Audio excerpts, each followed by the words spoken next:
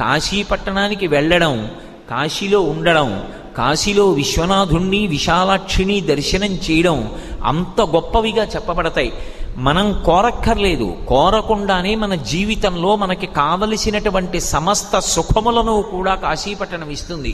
అందుకే భామ కళ్యాణముల కాటపట్టు కాశీ, అటువంటి కాశీలో మోక్షమునకు పుట్టినిల్లు కాశీ. అసలు కాశీపట్టణంలో మోక్షం పుట్టింది. ఆ కాశీ వెళ్ళినటువంటి వాడికి మోక్షం లభించకపోవడం అన్నది ఉండదు. కాశీపట్టణంలో శరీరం విడిచిపెట్టినటువంటి వాడికి పరమశివుడు వచ్చి తారక మంత్రాన్ని ఎలా ఉపదేశం చేస్తాడు, ఎలా మోక్షాన్ని ఇస్తాడు అన్న విషయాన్ని నిన్ననే నేను మీతో మనవి చేసి ఉన్నాను. మహానుభావుడు పాలిండ్లు కదలంగ పసిడిపయ్యద వీచువ చలాధిపుని కూర్మి అడుబిడ్డ ధూత్కారమొనరించి తొండంబు ముక్కున శిఖరారావంబు జిలుకుడుంఠి ప్రత్యక్షమై